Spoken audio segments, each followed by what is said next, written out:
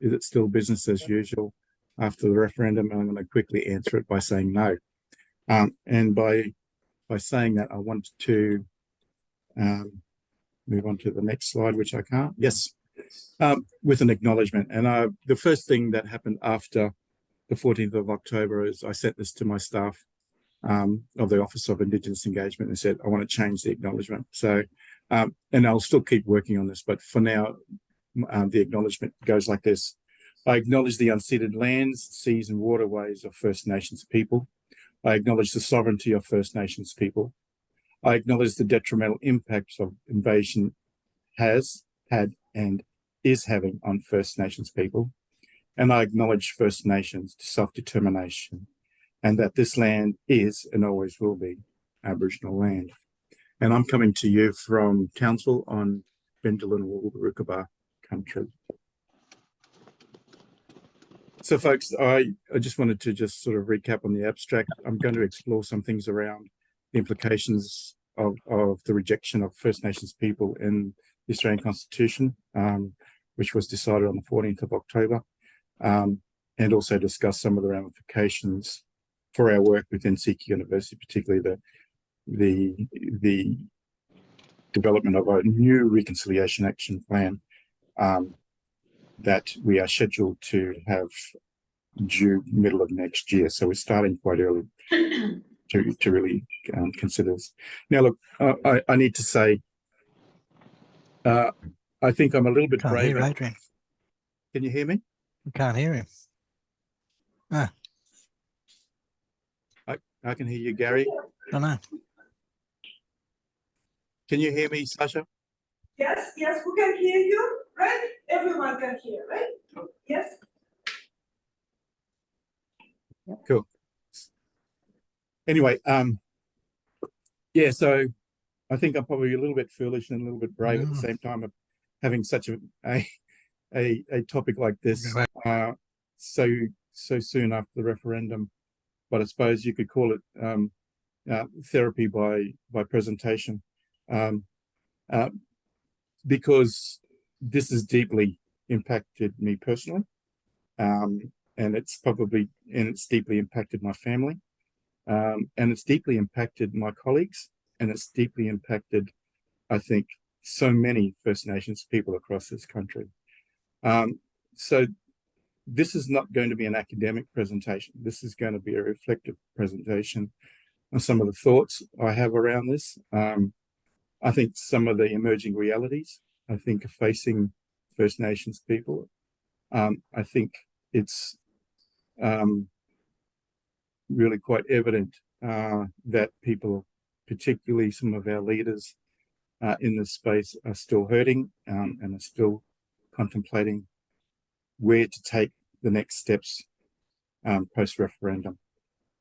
And I, for one, am not going to assume any others' voices on this other than my own and my own reflections and the things that I've studied to, and the things that are starting to emerge across the nation from all First Nations leaders. So let's just take a bit of a kind of a sobering look at the outcome. And you can read a lot into this data, even though it's a brief bit of data, but it tells us a fair whack of information. In particular, how badly Queensland continues to not support First Nations people. And this is a continued pattern ever since 1967. So when we talk about the deep north and we really are thinking, we are dealing with, 7 out of 10 people who don't support the Indigenous voice to Parliament, let alone any advancement of Indigenous affairs. So that's a significant number. I mean, when you look at all the other states and territories, New South Wales and Tasmania, close to the kind of national parity, but Queensland clearly is well and truly outdone itself in terms of its negative view on First Nations business. So just reminding ourselves, there was 2 parts to the question on the referendum. One was about the recognition within the Constitution, and the second part of that question was how does that recognition get actioned, which is basically an advisory, a very modest request from the Australian population, an advisory body to Parliament.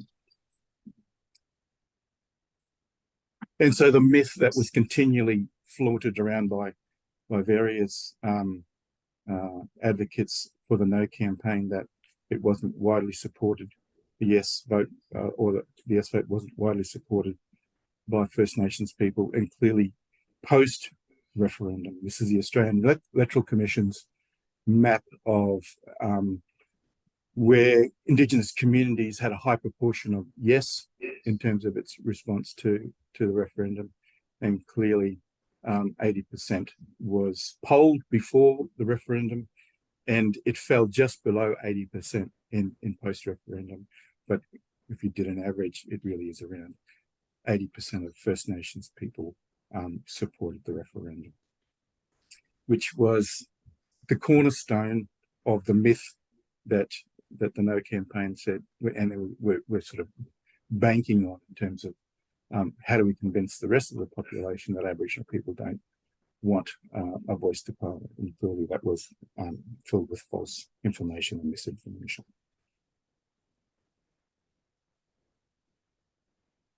Really interesting quote from Wanga Guru Elder Don Rowlands from Birdsville in the lecture of Menorah, where we saw 85% of that electorate vote no.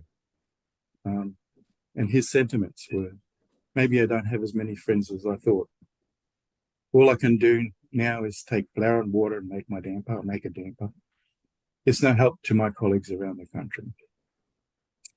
But, you know, those sorts of sentiments were, I mean, 85% in some parts of this country saying no to the referendum is quite a testament to the success of the No campaign.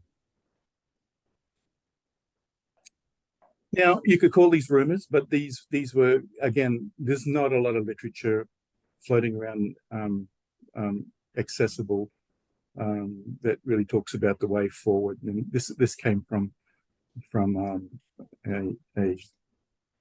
I wouldn't say anything reputable. I'm going to say in terms of journal articles, these were really social media kind of posts that, according to several sources attached to the Yes campaign, have chosen to speak on the condition of anonymity, that there might be three fronts really sort of emerging out of the post-referendum to harness momentum and advance the Uluru Statement from the Heart. And the first one is the reinvigoration of closing the gap agenda and through the coalition of peaks. And if anybody's really interested to understand what the coalition of peaks are, it's an organisation, not-for-profit organisation that is now having around 80 significant community-controlled organisations being members of the coalition of peaks that is working together on a consolidated front on many political issues, not just this. The second is the development of a new body that is outside of the realms of government and the Constitution as well, that represents First Nations interest in to do the advocacy and strengthen democracy and the truth of public life. And the third one is pretty obvious. There's a fairly strong momentum around how to not put the opposition into government at the next election as well. So what appears to be beyond repair? And again, these are my thoughts, my feelings, and what I've been starting to read, and also speak with colleagues around. So, and we heard almost immediately after the result, which was decided 90 minutes after polls had closed, that reconciliation is dead in this country. And that was expressed particularly by Professor Langton, but it's also been expressed by many Aboriginal people. So we've had an extended hand of friendship for so long that got continually slapped away, but this one was the biggest slap that stung the most. And so what do we do with reconciliation? So if you go to Reconciliation Australia's website, the CEO of Reconciliation Australia, Karen Mundine, put out a press release, or a press statement, I should say, which I thought was really actually quite good and well written, but ultimately doesn't provide strong solutions on the way forward, but still says that reconciliation is still something that's still important to many people. It does place some challenges when you start to see the figures that I just showed you before. When some parts of this country where 85% of the electorate doesn't want anything to do with Indigenous advancement. So how do you start to build this reconciliation in those sorts of areas? But in Queensland alone, when we see such such a strong opposition, that's our backyard. The work that we do at Central Queensland University, when we've got a strong push against the voice, what does it mean for us in terms of developing a reconciliation plan, or reconciliation action plan? Obviously, trust and relationships have been broken down. And I don't really want to go into that too much, but ultimately, you know, when you start to think about, when you walk into a room, how many people in this room voted no? So trust and relationships are starting to be questioned. And so where do you take the kind of conversations, or where do you take the strategic kind of position on how to advance things for Aboriginal and Torres Strait Islander people? One of the first casualties we saw after the referendum was treaties. And clearly, Queensland government, the Queensland NLP, just basically said they're not supporting it. Anastasia, our premier, turned around and said, no, yeah, we might be questioning, but ultimately she had a bit of a back foot. Northern Territory, another situation where treaties probably on the back burner, almost dead. So treaty has been promoted as a state-based or territory-based kind of activity. So there's no kind of, even though there's been a national treaty momentum for many, many years, that national treaty momentum has not been really discussed at this stage. And clearly cultural competence has failed. And I think, you know, even I've been caught up in the cultural competency kind of momentum, thinking if we build capacity of our non-Indigenous colleagues or the non-Indigenous public, surely they get a better understanding of the plight of Indigenous communities. I think we've got no evidence, by the way, that cultural competency programs have ever worked, and we still are floundering to think what is this kind of cultural competency, and the spectrum of, you know, capacity development that tries to have people better understand First Nations cultural history, socioeconomic issues, health, you name it, education. So I've put that into something that we need to really kind of reconsider and turn that into something else. And I think I may have a suggestion on how that might be, what that might be. Many people might have seen the open letter from 85 Indigenous leaders. The letter was sent to Parliament and also lots of media outlets, published on social media platforms all over the place.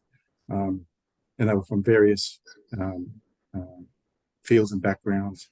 And it had 12 major points. I won't go through all 12. I've just picked out, I think I've handpicked them because some of them were political statements, some of them, I think, we can action, you know, or turn into action. And it, for me, I can turn them into action in light of that, in terms of how we might think and reconsider and reconstruct a strategic plan for First Nations development at Sydney University.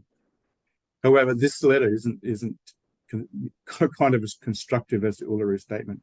The letter has got no humble offerings on United Way Forward. So it was just blatantly stating there's some really major issues we actually have to overcome.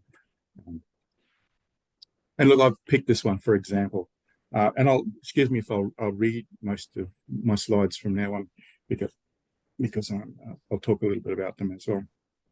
And what I've done is picked out some of the points, and I've actually, sort of categorized them in a key concept. So Australia is our country. We accept that the majority of non-Indigenous voting Australians have rejected recognition in the Australian Constitution. We do not, for one moment, accept that this country is not ours. Always was, always will be.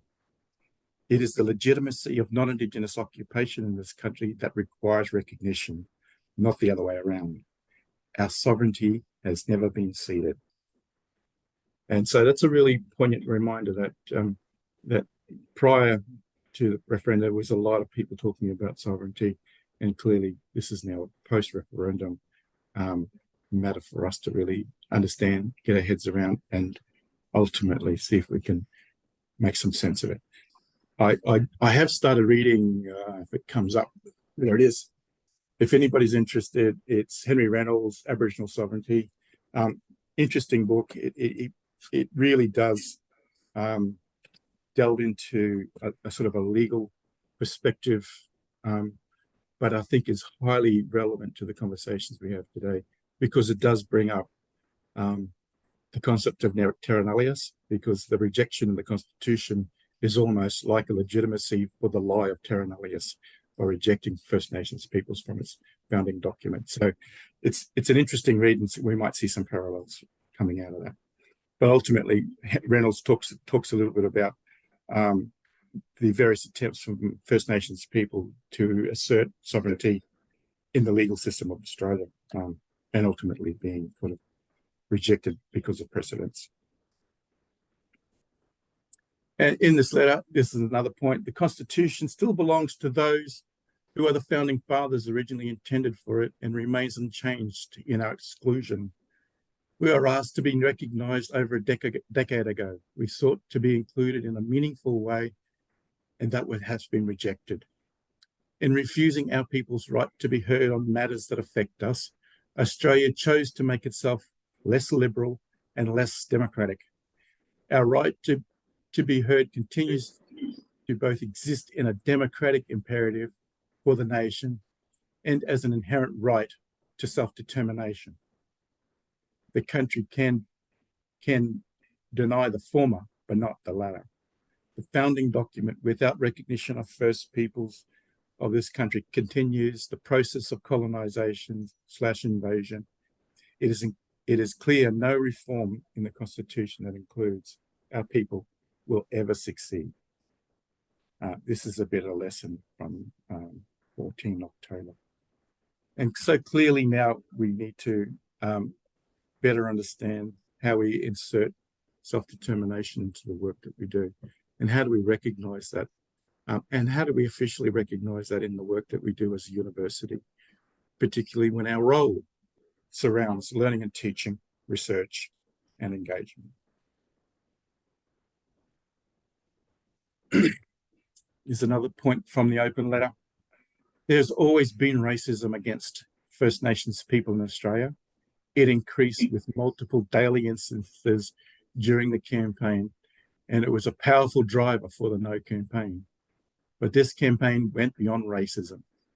If you don't know, vote no, gave the expression to ignorance and licensed the abandonment of civic responsibility on the part of many voters who voted no. The shameful victory belongs to the Institute of Public Affairs, the Centre for Independent Studies, and the mainstream media, which is a powerful statement. And when we talk about, the sort of the civic duties of people decided not to explore, not to understand, not to be informed, and not to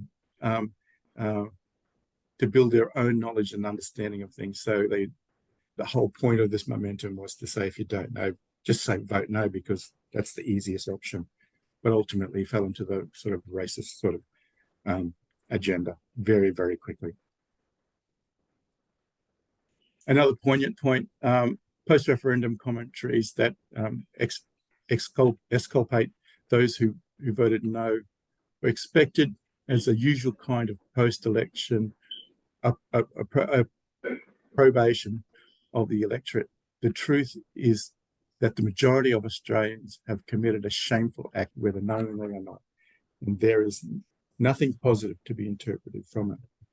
We needed truth to be told and to the Australian people, and which was one of the sentiments of the original Uluru Statement, that we embarked on a truth-telling agenda in this country, similarly to other countries in the world that had Indigenous populations or post-World War II matters to resolve within their history.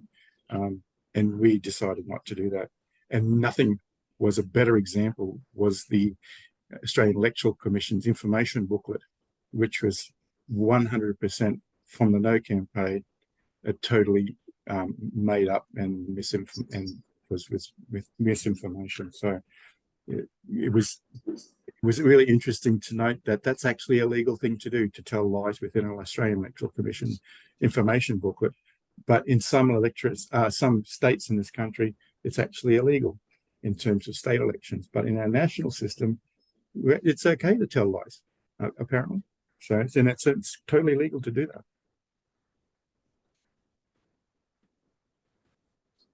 that. And finally, this is the final point. We want to talk with our people about, and our supporters about, establishing independent of the constitutional legislation, an Aboriginal and Torres Strait Islander voice to take up the cause of justice for our people. Rejection of the Constitution recognition will not deter us from speaking up to governments, parliaments, and to the Australian people. We have an agenda for justice and pursuit of our First Nations rights that are sorely in a voice. We will continue to follow our laws and our ways as our elders and ancestors have done. And I've titled this concept really Pursuing Justice, or Justice in general. So what's next? So in terms of and again, I selectively pulled out those points because they kind of make sense to me on how I might progress this intellectually or even strategically. That we are in the middle. We need to ensure that self-determination is expressed, and we know that self-determination has been around for over nearly 50 years as not only a political ideal but also a practical ideal. But how do we express that in the work that we do in higher education?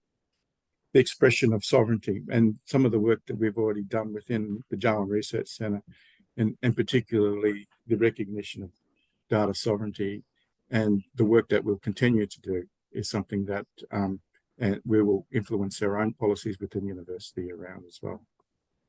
The pursuit of justice, and how we might do that, particularly in social justice and the outcomes and the advocacy that we can do with our research. And moving away from cultural competency development and building capacities, we really just need to take a really philosophical change here. And that is around anti-racism rather than just cultural competency development. And I think there's a general anti-racism kind of position or paradigm we should be taking a strong position on, but ultimately an even stronger position on what that means for First Nations people in our own country. And truth-telling is absolutely associated with, the what needs to go into anti-racism programs. Now, I should say that anti-racism is something that we've already built into our current Innovate Wrap within Seeker University. It's actually a reflection of Universities Australia's Indigenous strategy. So these aren't things that are particularly new, but I think we just need to action them and do them a little bit better. So what does this mean for our own wrap? Well, that's that title of the media release that Reconciliation Australia had put out, that the referendum result is a profound disappointment to us all. So how should our next RAP, or any RAP in particular, but I'm really going to focus on, because it's going to be my responsibility to do it at Central Queensland University. How should it be developed? Well, I'm going to take quite a strong position on community co-development and co-design, because I don't think we can do it any other way, given that we now have better understanding of how Aboriginal and Torres Strait Islander people and communities are positioned. And I think it would be irresponsible for me and the university to consider a RAP without that kind of co-development, co-design with community. So that's a strong position that I'm going to take in the next development of our RAP. What have we done so far? And so we've done a fair bit of work in the short period of time that the RAP has been going on. But before the RAP, we had an Indigenous leadership and engagement strategy, which led straight into the new, our second Innovate RAP for Central Queensland University. And we tackled the core, we really did want to tackle the core elements of the work that we do as a university, which is learning and teaching. We've got curriculum policy, and we've got curriculum frameworks. A curriculum framework that has been developed is almost finished consultation internally. And we're about to put that through senior committees of the university, particularly academic board and curriculum committee, to ensure that they are actually taken up by our teaching staff across the university. So this is about embedding Indigenous knowledges within their curriculum. And we're going to target particular cycles of review of degree programs within our university to ensure that this happens. We're also going to have a quality assurance approach, which is around a First Nations curriculum advisory panel that will oversee how all the curriculum, all the learning and teaching and learning outcomes and everything that's involved with the delivery of our programs are seen by and overseen by First Nations experts and non-First Nations experts as well. So we pulled together a whole program of work that actually follows, that will ultimately have the whole university follow this kind of, because we're going to embed it in existing policies as well. So I need to acknowledge Dr. Gary Fry and Dr. Henry Ball for doing a whack of work in this space, and it's really got some strong momentum. And Gary and his team with Dr. Mann and Shane Mocklap as well, and Tonya Jones doing some incredible work around the learning and teaching space. So that's well and truly underway. We will continue to do that work in the next RAP, but we will frame it around some of those things that I showed you in before, in terms of self-determination, sovereignty, and all sorts of things. We've got a cross-cultural competency framework. Now, as you saw previously, I think cross-cultural competency is under threat, if not died a scary death. So we're going to turn that into sort of anti-racism work and thinking about that into the next RAP. We have a First Nations research strategy, which is almost in its final stages for approval. And again, links strongly with learning and teaching as well, but ultimately the research strategy has some key strategies around working and engaging and appropriately, working with non-Indigenous researchers as well to ensure that they better understand the environment in which First Nations research is, which means we may actually have to think about this a little bit differently post-referendum as well. We have an engagement strategy that's done not by my office, but across other parts of the university. Still needs a little bit of work, but it's in a solid state. The First Nations education strategy, we developed it some time ago as a draft. It needs more work. It needs more targets, more solid targets around commencements, completions, all that sort of stuff around First Nations students. But that will include a lot of the curriculum and learning and teaching work, as well as the research work as well, research strategy work. We've got a workforce strategy that had been approved and as part of the enterprise agreement of the university. It'll undergo some revision as well before the end of the year, because we did it some time ago, but ultimately will form a core part of our next strategy moving forward. So some of this work, and I've talked to a couple of colleagues around this, some of this work we can't do by ourselves. And what we are planning to do is we'll set up all of these things like frameworks, guidelines, structures and policies, but the work actually has to be undertaken and taken up by our colleagues within the university, and also outside our university within our partnerships as well. So we'll develop, strategies, enablers, and put them into place, but ultimately the work actually has to be done by outside of the Office of Indigenous Engagement. So in thinking about this, one of the things that I think is one of the big enablers that I want to share with you, and I think the work that we did around engagement, and it's part of my role as chair of Indigenous Engagement, we did a fair whack of work in developing our First Nations Community Engagement Industry Guide Phase 1. Now, if you take the industry is just code for really any organization. So we launched this June last year in partnership with BHP, because it was part of the work that we did with BHP partners. It's a longer story, but I don't really want to do a whole big lecture on how this was particularly developed, other than to say the things that I mentioned that were coming out of the statements, the 12 points around sovereignty, self-determination, all that sort of stuff. We were already thinking about this when we were developing this guide.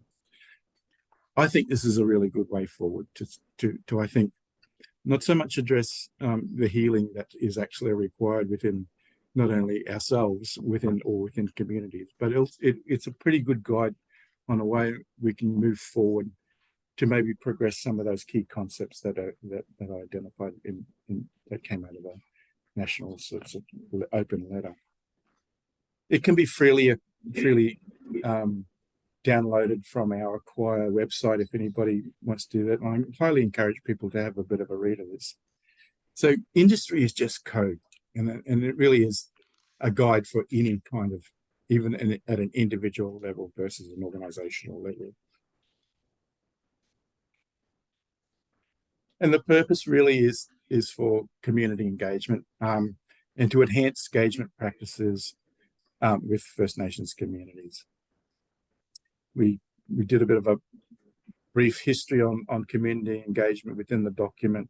And we wanted as a purpose as a resource for organizations and individuals, but I also think this is a really good resource for researchers as well. And we've got some examples of some good practice in there as well. So what we did, we looked at some kind of broader, we did some literature research, like the normal stuff that you'd do in a kind of report. But ultimately, we started off with a generic kind of definition of what community engagement is: an activity to inform and listen to encourage active participation with communities. But what we did was looked at First Nations community engagement, and this is about a sustained process. It's not just about the one-off thing that communities keep telling us that they don't want, the seagull effect. Seagull effect, where, I don't want to talk about the seagull. Everybody knows what the seagull does, goes into communities, but it provides Indigenous people with the opportunity to be actively involved and participate in the decision making, which is really at the core of self-determination as well. We talk about engagement practices in terms of supporting Indigenous voices in this document as well. Talking about with rather than on, measurable outcomes with partnerships, including employment pathways, acknowledging cultural safety, all that sort of stuff. In terms of, and it has to be authentic. We wanted this kind of concept of authentic engagement, which requires this idea of co-design or co-development, which I mentioned earlier, which we're going to do with the RAP. Building and banking on trust. And that once you've got trust, you can build relationships that are sustainable. I won't go through the rest of it, but I encourage everybody to have a bit of a read of the document. We're pretty proud of it. In terms of true co-design, it's to achieve it as value added for project delivery or research delivery for both communities and industries, First Nations community engagement plans, all that sort of stuff. But there's a local presence and local connectedness and having a long-term commitment associated with this engagement practice. And actioning cultural confidence strategies for industry. And again, going back to the long-term engagement that is sustainable. So it requires recognition and the need for actioning truth-telling discussions, and that the current challenge for truth-telling is having a voice. So what we did, as I mentioned earlier, we incorporated the Uluru and its sentiments, the Uluru Statement from the Heart, into this document before the referendum, because we just wanted to reflect this in the work that we do, because we think that this makes much more sense than just kind of how to. It's actually built on principles and value systems as well. I won't have that slide, but I usually have principles and value systems slide in here as well. But how do we think about this concept of self-determinations? Well, in the guide, we talk about prioritizing culture. We talk about cultural safety in workplaces, addressing racism, addressing trauma and not adding to it in particularly, and understanding and supporting healing as well. And it's a transfer of power, which is the basic way you actually break down racism, is the transfer of power and resources. So we based it on international work. So there's an international, basically a set of standards, in fact, that we tapped into, because it's the International Association for Public Participation, and it's most affectionately called in a lot of organizations as the IAP2. And what we did, we examined this and see if this was a basis in which we could actually develop a First Nation specific way of understanding engagement. So the levels of engagement is this continuum from inform to empower.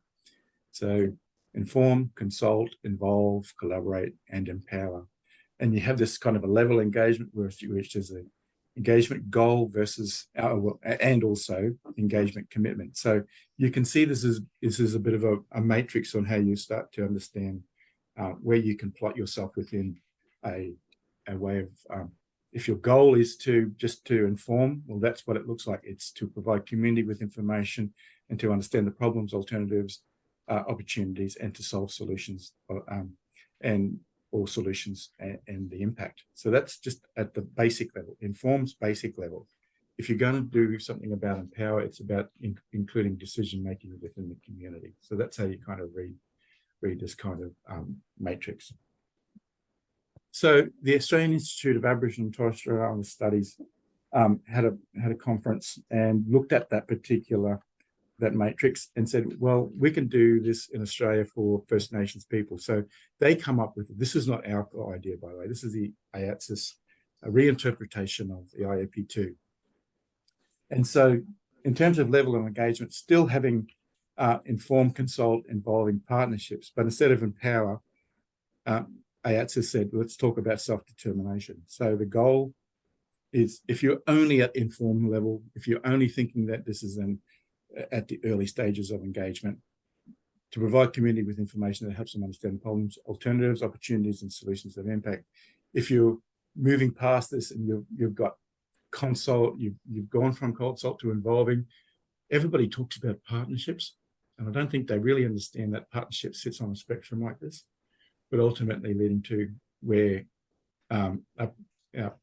a place decision-making within the community. The community drives the decisions and the outcomes, supports self-sufficiency and sustainable communities, and transfers, again, the resources and powers to communities. So we did some even further work on that. And we looked at trying to color code this. And what we wanted to do this so that it could actually be a useful tool. You can color code kind of projects and all sorts of things. And we started experimenting with this in terms of work plans and things like that. So, and we could actually start to identify at what stage of our work is actually being at informed versus all the way to self-determination. So, so we plotted this in terms of, you know, the levels of engagement from minimal to formal decision-making, from negligible to high and significant. And then you can actually start to plot your work, even work breakdowns, even project management, into this kind of engagement matrix. We will go even further and we'll put some mathematics around this as well, just so that those people in the world that need to measure things can actually use this as a measurable tool. So we'll be working with people in the mining industry who are engineers and project managers to see if we can put some of this and so that this can be a useful tool for those mathematically minded people, or it could be a useful tool for those quantitatively minded people. Anyway, I did all that just to show you that we do have a tool that could possibly be a way forward to help us with this untangling or a way forward post-referendum. I'm certainly going to try and use it and develop a reconciliation action plan.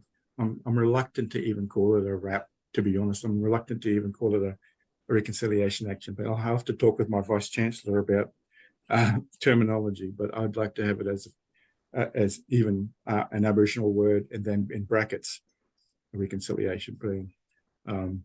But ultimately, we're at this stage where I, personally have to deal with this as well, and personally have to really unpack it. So, folks, I'm going to leave it there and open it up for a discussion. Really, I don't want it to be just all about me, but ultimately to see what people think, what people might be the way forward post-referendum, but I think it's just a discussion, an open discussion as well. Happy to take questions on the work that we're doing as well. Thanks so much. It's the whole thing is heartbreaking, and it's straight from the heart. That I think we're all thank Adrian for the talk, and so questions, comments, preferably orally, not by chat. But if you want to write by chat, it's also right, because presumably everyone except the people in the room will see it. So the floor is open. One piece of news that I would like to share, just got a message from the president of the Australian Academy of the Humanities. For the first time, a new section has been established, led by several Indigenous scholars. Let's see if I can find it.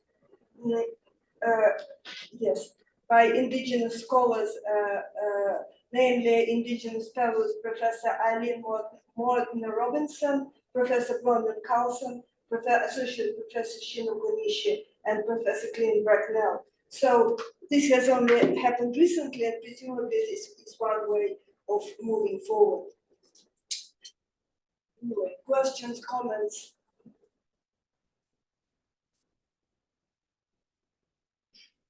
Yes, Jenny. Yeah, Jenny, but yeah, Jenny. Yeah, thank you. Just a comment. Firstly, like most people, I'm devastated at the result. However, I'm really grateful, Adrian, that you've decided to front it and let us know what you've been thinking in terms of our university. I want to comment that it was a really constructive way to approach it.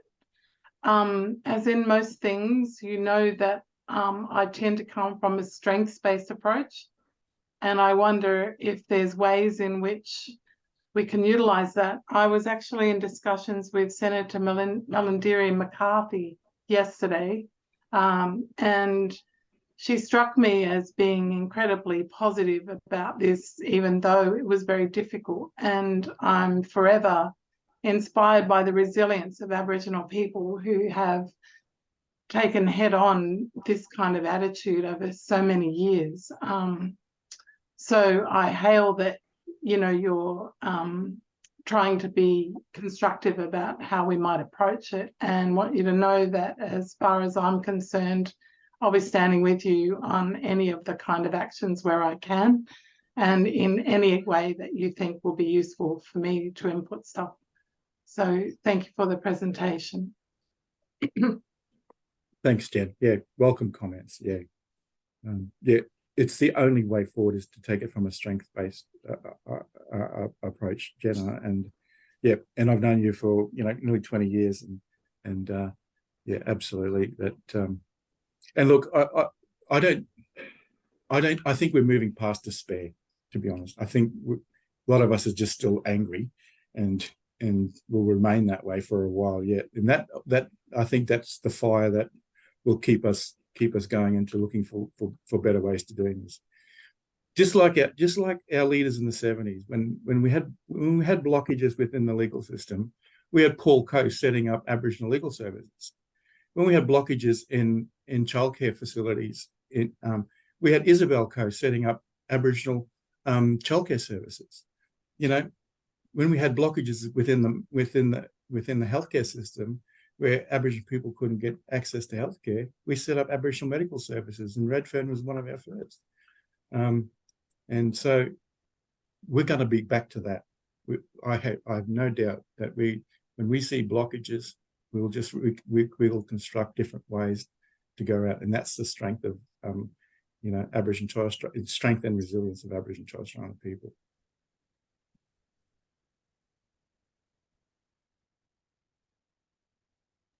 Joe.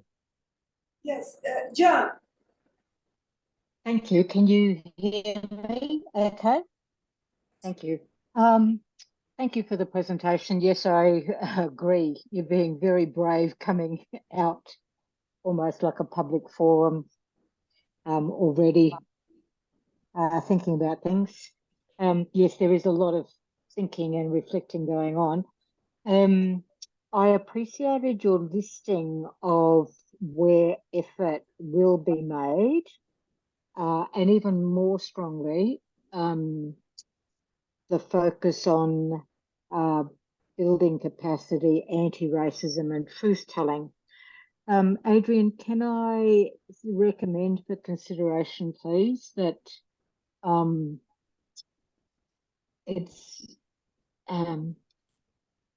please include in the education work, and maybe even in the capacity building work, about focusing on Australians' relationships with country. It is the one thing that I have heard is being of a kind of healing amongst our people. It's the social, intercultural relationships that are really hurting. And some of us are talking about just resting in country with that. I don't know that the social agenda from the 70s is the only way forward. I do believe that we've got to get to the heart of cultural knowledge, and that's about relationship with country. So I just offer that as an additional perspective, if that's all right. But good on you for taking it up, at least internally, Adrian. Yes, it is important, and certainly the tertiary sector can help all of us, not just internally within the sector, but across society. It has to, You are quite right. Fronting the local community, those intercultural social relationships, and knowing full well that you're still trying to progress Indigenous agendas, and yet 8 out of every 10 in front of you has voted no, is just harrowing. Anyway, so thank you, and thank you everybody's involved. Ta. Excellent comment, Joe, and I couldn't agree with you more. I immediately needed to go back home and be on country as soon as I could. after the referendum. And I know a bunch of other people had to do the same thing. So you are absolutely right. And I think, can I just say that your PhD work is going to be helping us inform that as well. Yeah.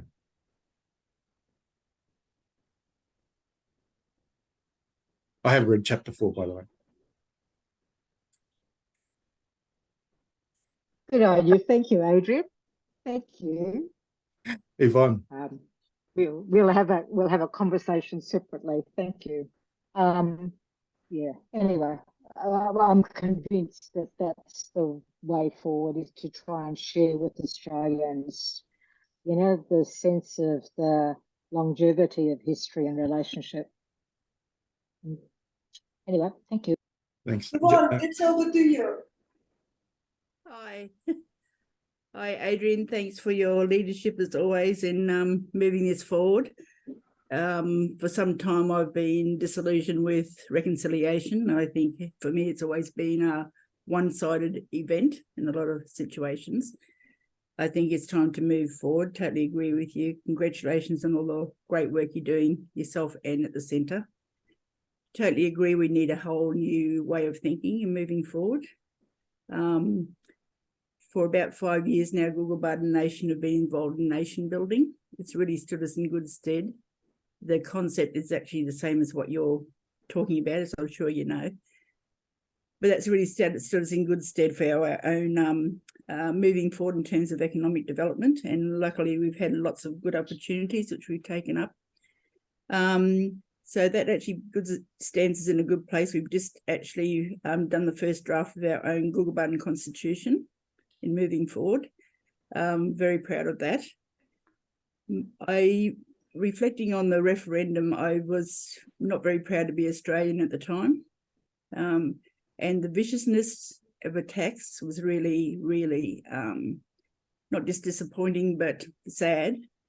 And I was really upset that our young people had to listen to that, because they already know and, you know, have racism, experience racism, but I think that actually for them brought it to a whole new level. So I think in moving forward, we really need to make sure that our young people challenge the system. We actually strengthen their capacity to challenge and to move forward on our own terms. So thanks for the work you're doing. Yep, thanks, Yvonne. Yep, couldn't agree with you more. We need to build our resilience in our young people as well, to keep, you know, to stay in the game, to keep up the fight, basically. Yeah. Adrian, it's Gary here. Can you hear me? Yes. Do you mind if I Go for it, speak? brother. So I'm a bit like Jenny. I look at a strengths-based approach to this. What's happened is there's many people believe the world is flat, and they have a very flattened understanding of our social universe. The needs are not going to go away, and the challenges are not going to go away. The fact that the Accord is making it very clear that our mob need to be engaged, and the fact that the universities need to change their structural designs in order to deal with increased inequities in this society. You know, the people on the far right might be rejoicing in their you know, oblivious understandings of the future, but they've actually created and engineered a really major problem for themselves, and particularly Dutton.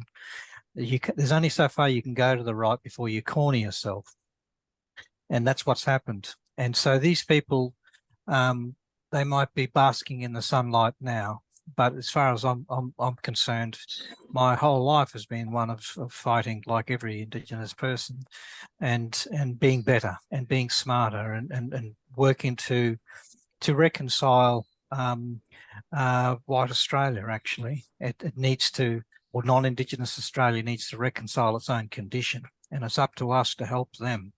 I think one of the strengths is this university did vote yes, and it stood out and it made that statement. And I see Still with our academic staff, they're engaging very strongly in our work in the workshops. We are still on track to hit 600 participants by the next 4 weeks, sorry. And so the huge rallying of our academic staff to engage in the work, engage in being challenged. We've still got a long way to go, but there are real opportunities still to keep moving, beyond what politicians, disastrously mismanage the country, and they will continue to do that.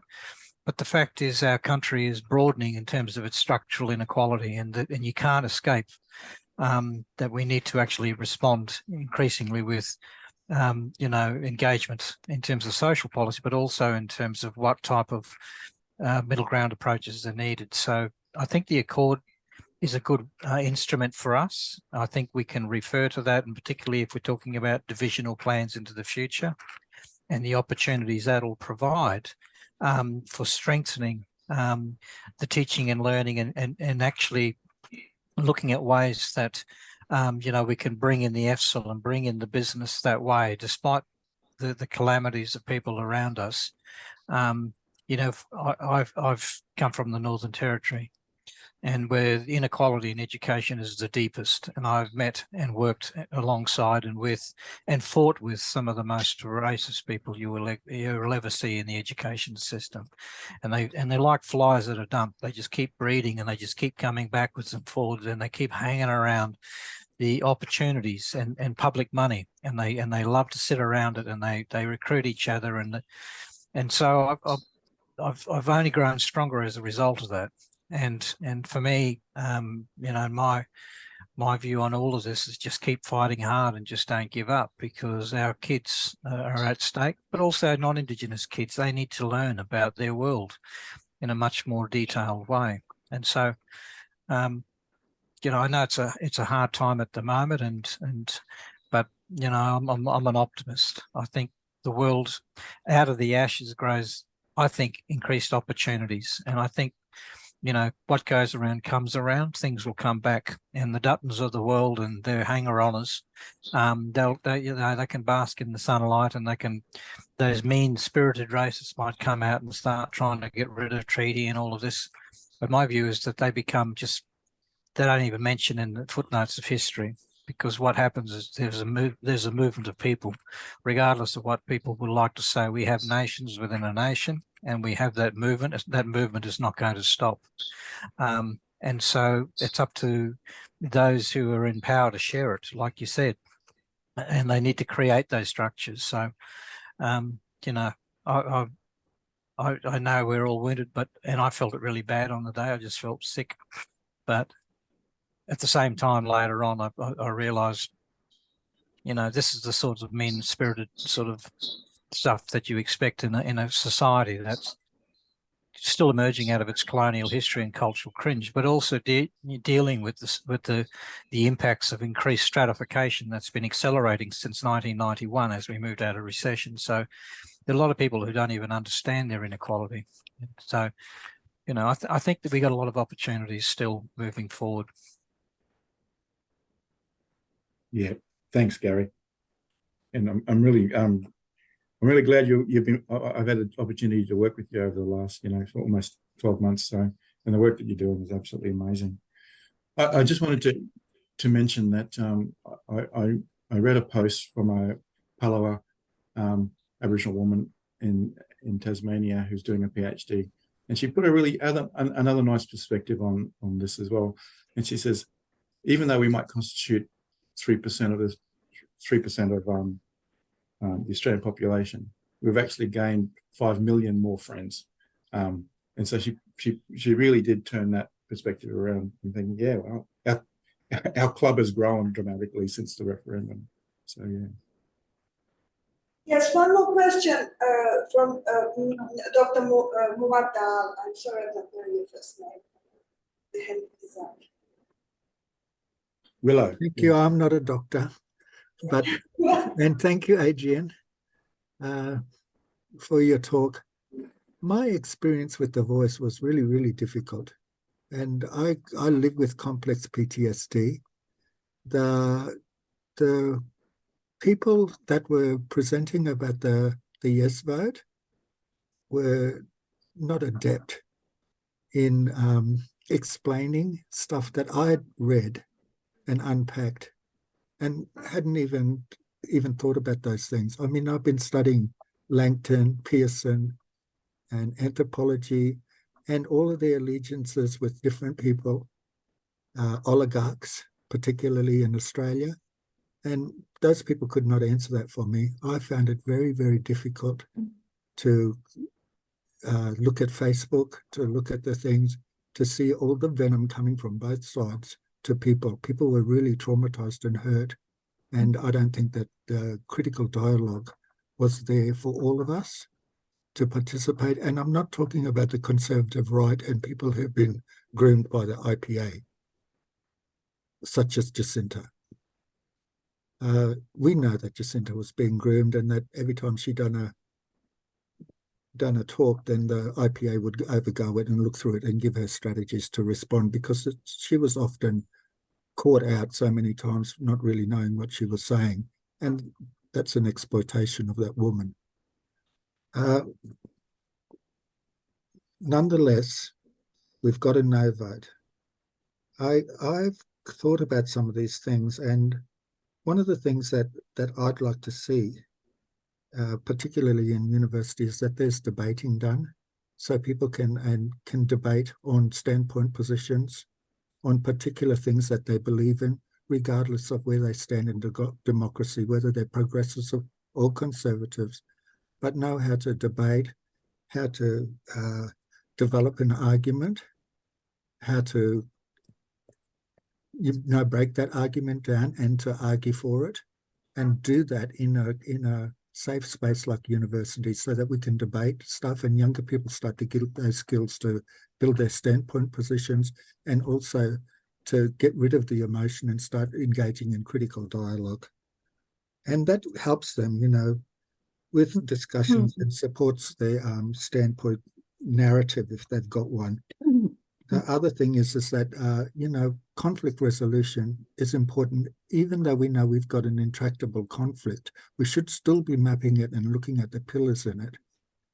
And finally, do we really have, when we talk about, two ways of being, a cultural way of being and the non-Indigenous democratic way of being, have we, we know that there's a diversity here, but also we know that there's commonalities. Have we got a framework of a cultural way of being that's across the board in Australia, and which knowledge system does it come from?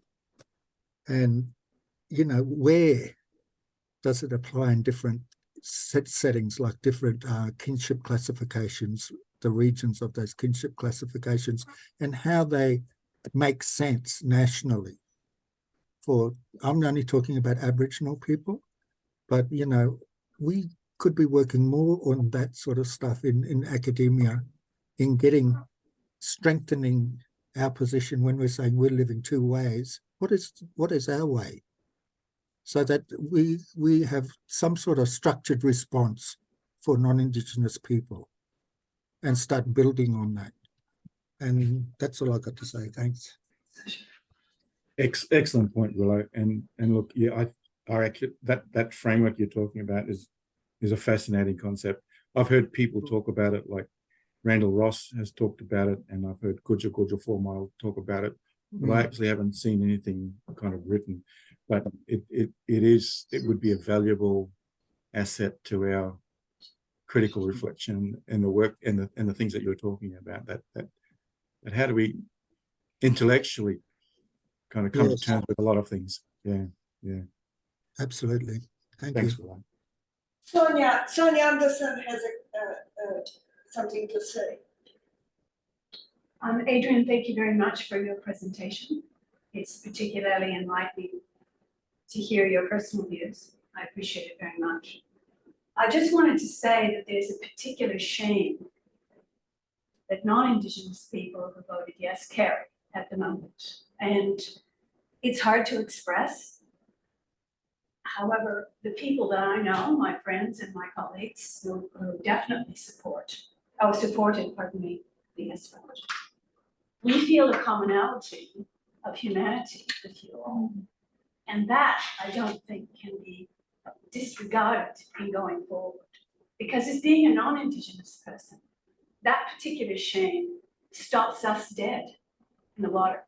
We don't know where we stand if the feelings that First Nations people rightfully feel at the moment are out there in front of us. Am I making sense here? Am I talking about this? And so I can't speak for other people, but I can speak for myself, that I don't want that particular shame that I feel to stop me from going forward along with you. So I just think it's important to recognize that there's a lot of us who didn't want what happened, who are non-Indigenous people. And that I think you can count on in your darkest hour as being light for you.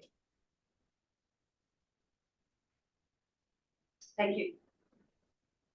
Yeah, absolutely, Sonia. And look, that's what I sort of mentioned earlier, that young Palawa woman who talked about we've grown our club to 5 million, and I think we just got to have a lot of friends. Yeah. Thanks, Sonia. It's really greatly said and sums up our feelings. Yes. Right. Any more? Because we can continue this conversation that Adrian started, and we will. But any more words or anything right now before we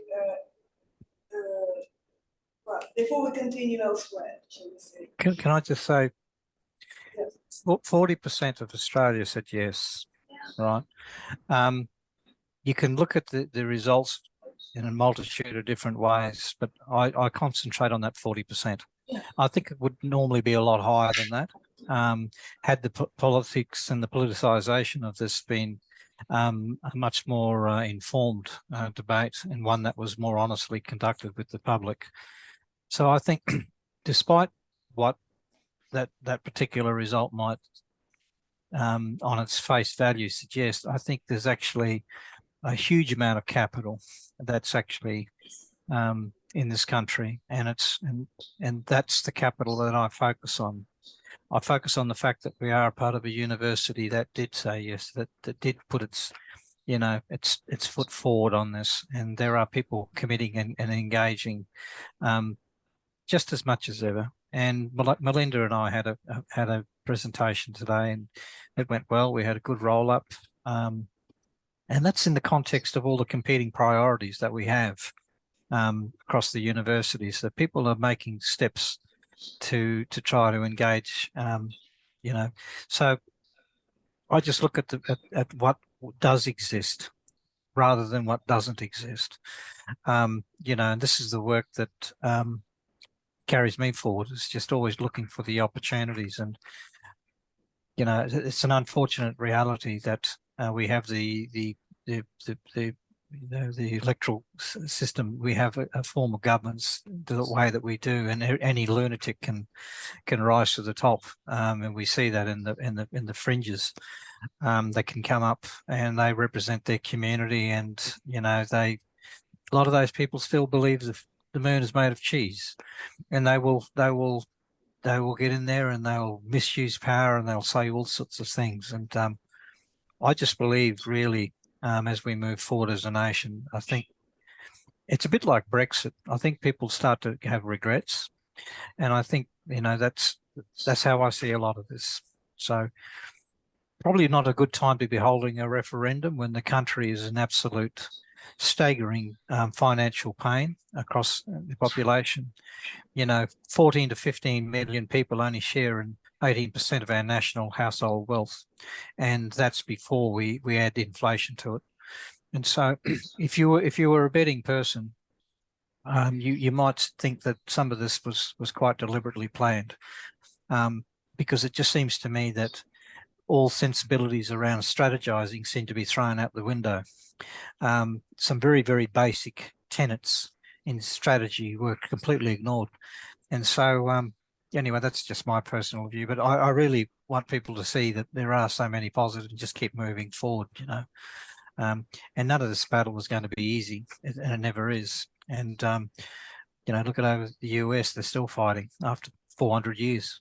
So, yeah, I just believe we just keep moving and fighting the good fight, I think, because what else is there? That's what, you know, it's up to us to show people a different world and a different set of opportunities awaits us all. So we did that today in the workshop. Actually, we looked at a way of recalibrating and understanding of Indigenous social justice is not about just closing the gap. It's actually recognising the key institutions of First Nations peoples and what it actually provides in terms of a gift to a capitalist economy that's hemorrhaging badly. What does it mean in terms of its national identity moving forward? What, you know, we asked the question today, what is our national identity? And it couldn't be answered. And the reason it can't be answered is because it can't be answered. It's never actually been addressed. So, you know, it's not us, it's the system. And I think just even though we were all wounded, just to keep moving forward, because that's the only way the system is going to ultimately change. Look, for me, it really is just a final comment, and look, I think there is time to be quiet, and we've observed that, but I think in the next couple of months it's time to not be quiet, and it's time to raise our voices, and really talk about, I suppose, where are we taking this agenda. We can't sit in silence and just ponder and lick our wounds. We just need to be absolutely more proactive, and that's another reason why I wanted to deliver this kind of presentation today. Is that, you know, I just couldn't keep it in any longer, and so I hope the rest of you and whoever else you engage with have the courage now to start stepping up and saying, this is, we've got to have a better Australia, because this one